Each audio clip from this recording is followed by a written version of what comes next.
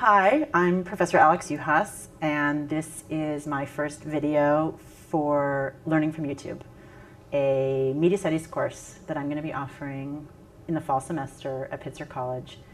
That is a course about YouTube that will be held on YouTube, where all of our learning will be in YouTube and about YouTube. And I'm really excited about the class. It's a really weird class. It's an innovative class. It's a class like I've never taught before, and a class like I'm not certain has ever been taught before. First of all, because all of the assignments will be on YouTube, either as videos or as posts. All of the information that the class can learn about YouTube, they can only learn from YouTube. And the class is open to the public because YouTube is a relatively democratic space as opposed to this classroom where I usually teach, which is at a very expensive and very difficult to get into private college. Access is extremely limited.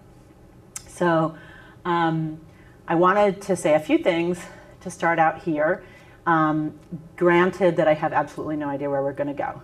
And that's because part of the innovation of the class is not just its site, but its method. The class is almost entirely student-run.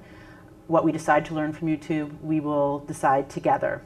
And part of that structure for the class tries to replicate the structure of YouTube, where there's a lot of ability and possibility for people to invent things on their own, as opposed to, say, a typical class, which is primarily professor-led.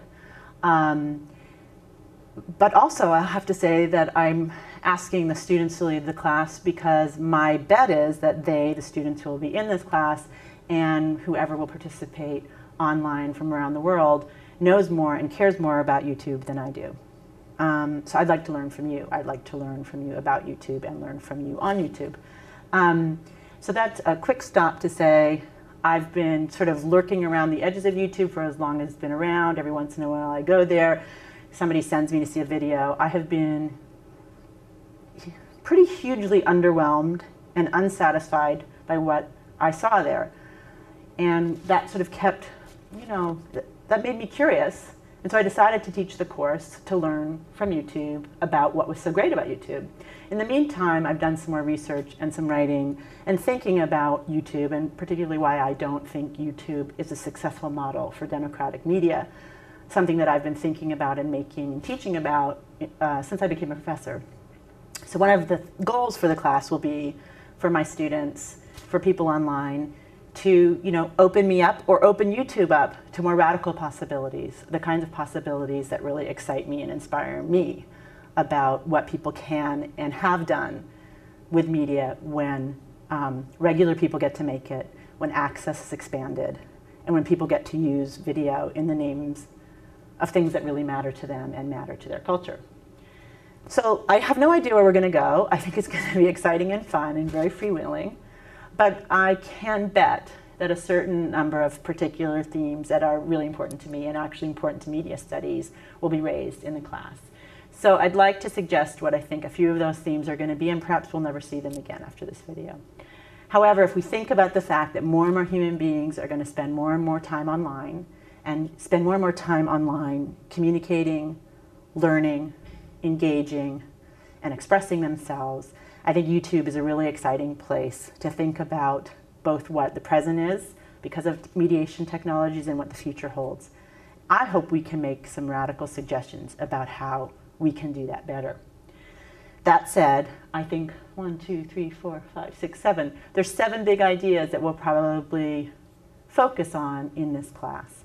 And one is about pedagogy, how we learn in closed in-person environments as opposed to online and open environments, how we learn when regular people produce knowledge as opposed to when experts produce knowledge, how we learn when knowledge is produced through popular culture and through commercial culture, and as opposed to how we learn in a more traditional academic setting that is structured very differently. And the issues of access and what it means for more and more people to have access to media production and to expression between themselves is crucial. And we'll be thinking a lot about what the limits are, because YouTube is not actually an entirely democratic space, or perhaps perhaps it is more of a democratic space than the one I'm standing in right now. We'll think about the value of expertise and what we gain and lose as we lose expertise. And as someone who teaches in a university setting, who has a PhD, you know, there's a lot for me at stake in what it means to think about something through a tradition of knowledge that has developed over a long period of time through close study. And that is simply not what YouTube models. We'll be thinking a lot about control, how our experience on YouTube is controlled by its architecture, what the limits are, where it holds us in, and where it allows us to kind of go places that we never imagined. We'll be thinking about ownership and what it means for YouTube to be organized by a corporate ownership. We'll be thinking about censorship and who has the rights to material. We'll be thinking about the value of popular culture, what popular culture provides for us and what popular culture can't give us. And that's probably in relation both to academic culture, which I've spoken about already, and say to avant-garde culture or political culture. Again, these are all boundaries that are quite flexible, and we'll be thinking about the movement of those boundaries as we look at what's on YouTube and what can be on YouTube. And we'll be thinking a lot about community. Again, the nature of community in real places where people can see each other, where they can smell each other, where they can look into each other's eyes and hear each other. What that's like when it gets recorded and put onto a computer. What happens when it grows. What happens when it stays small. And whether or not we ultimately all believe in the radical possibilities of the expansion of community through a site like YouTube or other online sites, or we want to hold on to some of the things that we can produce when we're in a room together. So welcome. I'm excited to see what happens. I invite you all to participate in ways that you can, and I hope, I guess it'd be the last thing I want to say, that you take this seriously. I think it's probably kind of funny that this is a college class about something that is considered really fun, and we can have a lot of fun, but part of what we do in higher education is think really seriously about our culture and what our culture values, what we as individuals value, what our power is. And I hope that as we undergo this venture together, that we understand that what we're doing has real cultural value itself, and that the greater depth, the greater complexity, the greater sophistication that we can bring to this question, the greater our contribution. So, thanks, and I'll post again soon.